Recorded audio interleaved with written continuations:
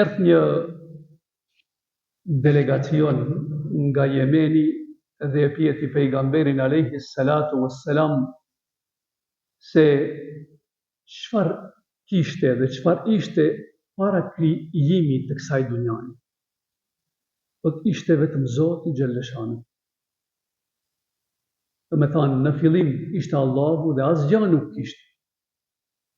A dhe thot pejgamberi alayhi salatu wassalam, awwalu ma khalaqa Allahu al-qalam faqala uktub faqala madha uktub uktub kull ma huwa kainun ila yawm al-qiyamah. Thot gjën e parë që e krijoi Zoti xhalleshanu ishte lapsi dhe i tha shkruaj. Lapsi u drejtua Zotit xhalleshanu duke i thonë çfarë të shkruaj o Zot? Shkruaj çdo gjë që do të ndodhje në këtë dunja. Ky hadisi pejgamberit alayhi salatu wassalam na qetëson zemrat e në veçanti ju qetëson zemrat njerëzve të cilët kanë sekëlldi, që kanë brenga dhe pikëllime të mëdha. E pse ka nevojë të brengosesh o vllai nderuar, kur çdo gjë Zoti xhalleshanu e ka regjistruar se çfarë do të ndodhje ti dhe çfarë do të ndodhje në dunja. A nuk është ky hadisi pejgamberit alayhi salam një ngushëllim i fortë që çdo gjë që ndodh në dunja ta kuptoj se është kështu ka qenë e përcaktuar nga Allahu xhalleshanu.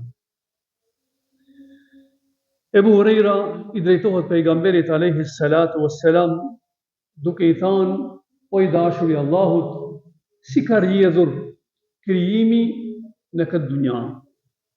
Të gjëja e parë që u krijua në tokë është dheu, toka.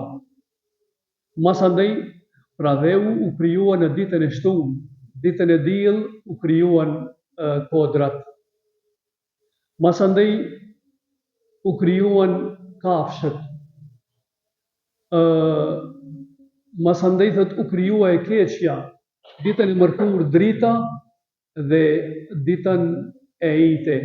Krijesat në përgjithësi, ndërsa mas ditës e xuma u krijua Ademi alayhi salatu wassalam. Pra ky ishte fillimi i krijimit të gjithësisë nderuar i vëlla. Sa më tepër që mediton rreth këtij aspekti, aq më tepër të shtohet besimi në Allahun xhalleshanu dhe aq më tepër mendon se në atë nuk ke qenë asgjë. Ke qenë hiçi në këtë dunja. Prandaj nga e merr guximin që të tregohesh mendje madh ndaj krijesave të Allahut xhalleshanu.